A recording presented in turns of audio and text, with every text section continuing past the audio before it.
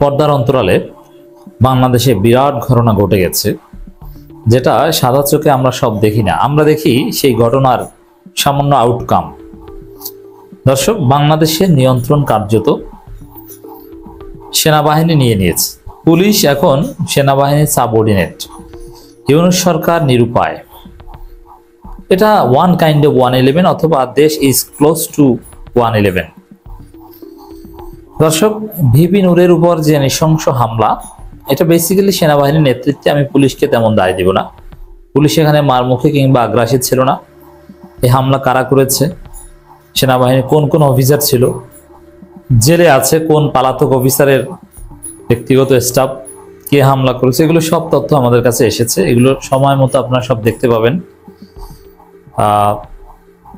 সেই সেনাবাহিনী এটা নিয়ে বিবৃতি দিয়েছে, মানে আইএসপিআর, ইন্টার সার্ভিস ইন্টেলিজেন্স, তারা বিবৃতি দিয়েছে বিভিন্নের উপর হামলার ঘটনা নিয়ে।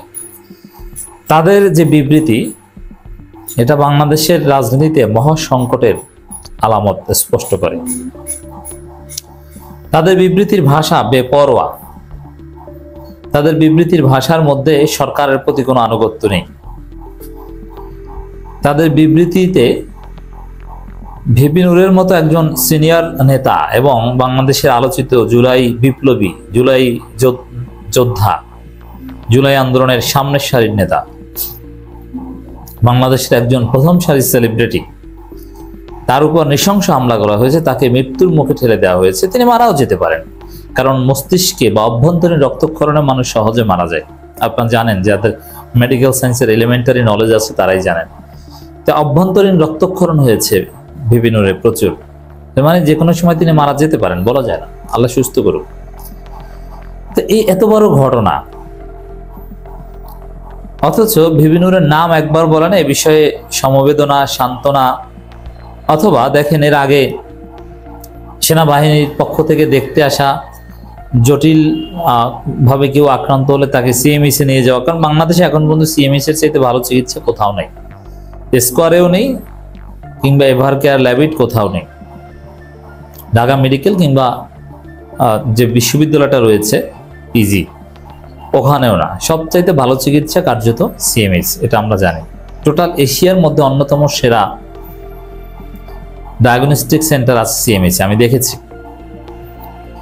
তো এখানে এই ধরনের ক্রিটিক্যাল রোগীদের ক্ষেত্রে আমরা দেখেছি কয়েক মাস আগেও বা জুলাই বিপ্লবের পর প্রথম সেনাবাহিনী যখন জনগণের পক্ষে একটু রোল প্লে করার চেষ্টা করেছে, তারা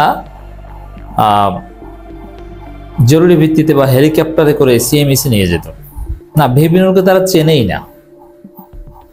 এবং এটাকে তারা কিভাবে দেখেছে, দুইটা রাজনৈতিক দল, মানে জাতীয় পার্টিও যা, গণ অধিকার পরিষদও তা, সমান সমান আচরণ। তো এই যে বেপরোয়া বিবৃতি, এটা প্রমাণ করে আসলে বাংলাদেশ এখন আর ইউনূসের নিয়ন্ত্রণে নেই।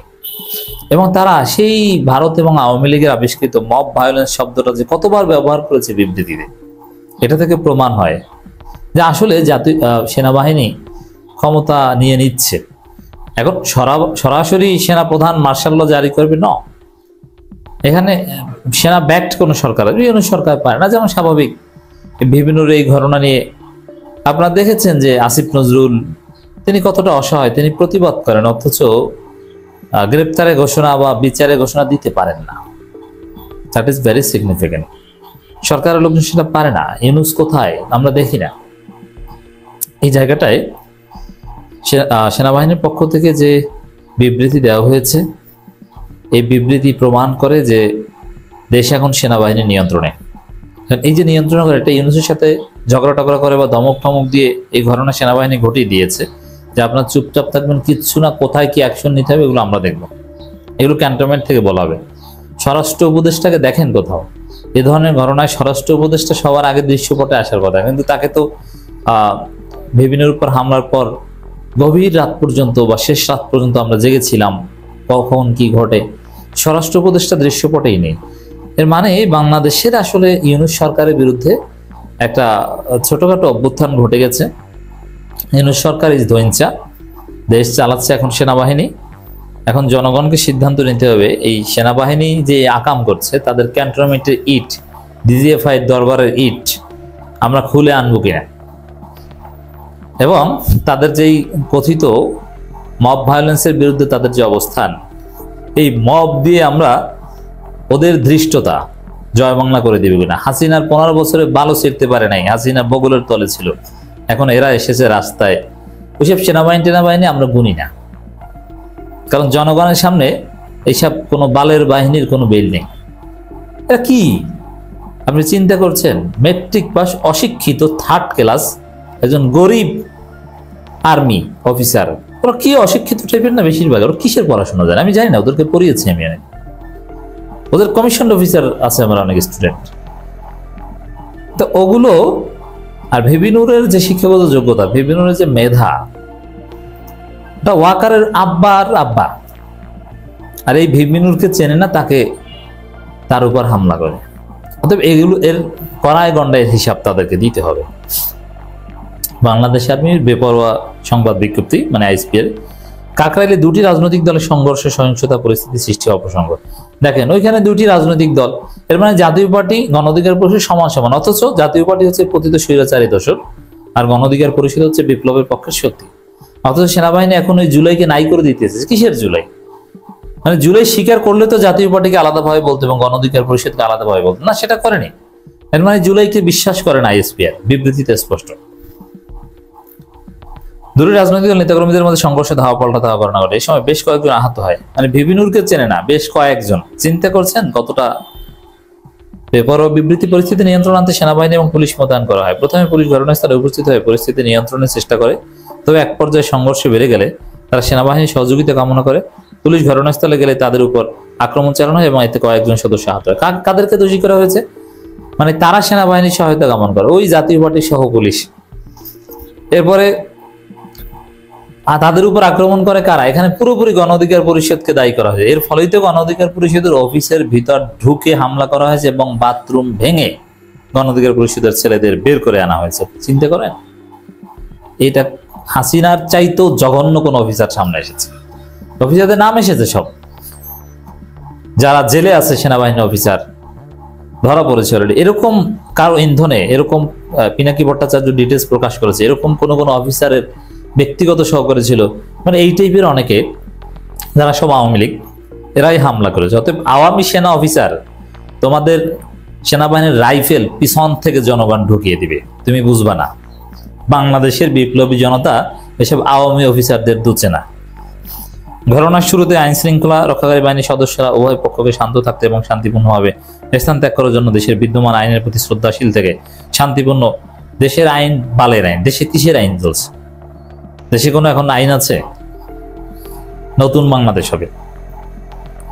নিজেদের মধ্যে মতপার্থক্য দূর করার অনুরোধ। ওরে বাবা, মানে জাতীয় পার্টির সাথে ইখতিলাফ দূর করতে হবে, পিসফুল কোএক্সিস্টেন্স, তাদের সাথে নিয়ে রাজনীতি করো, এই হচ্ছে বিবৃতি। তা উপেক্ষা করে মব ভায়োলেন্সের মাধ্যমে পরিস্থিতি অশান্ত সৃষ্টি করার চেষ্টা করে। তারা সংগঠিতভাবে আইন শৃঙ্খলা বাহিনীর উপর আক্রমণ চালায় এবং আনুমানিক 9টার দিকে মশার মিছিলের এই সহিংসতা আরো বৃদ্ধি করে। এই সময় তারা ইট পাটকেল নিক্ষেপ করে বিভিন্ন স্থাপনায় আগুন দেওয়ার চেষ্টা করে। এছাড়া বিজয়নগর, নয়াপল্টন এবং তৎসংলগ্ন এলাকায় সাধারণ মানুষের যান চলাচল মারাত্মকভাবে ব্যাহত। ওরে বাবা, জনদুর্ভোগ বৃদ্ধি পায়। আইন শৃঙ্খলা রক্ষাকারী বাহিনী শান্তিপূর্ণ সমাধানের সকল চেষ্টা তারা অগ্রাহ্য করে। ফলাফলস্বরূপ জননিরাপত্তা রক্ষার্থে আইন শৃঙ্খলা রক্ষাকারী বাহিনীর বল প্রয়োগে বাধ্য হয়।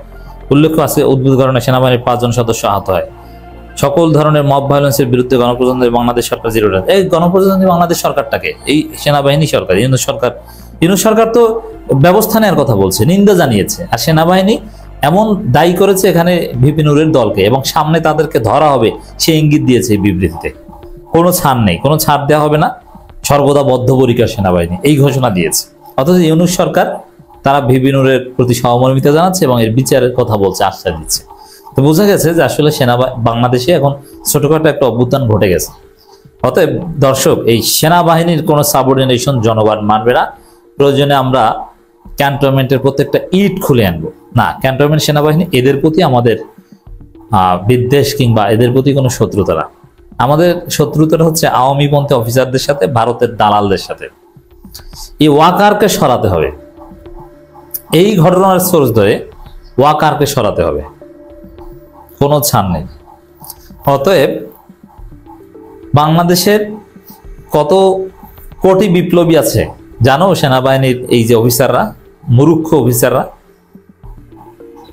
ফটোর ফটো দুই একটা ইংরেজি বলো, তোমাদের জ্ঞান আর কত দূর? ব্যারাকের বাইরে পৃথিবীর কোনো খবর রাখো? এই বিপ্লবীদের সামনে এই ওয়াকার বাহিনী বলতে আওয়ামী সেনাবাহিনী কিচ্ছু না।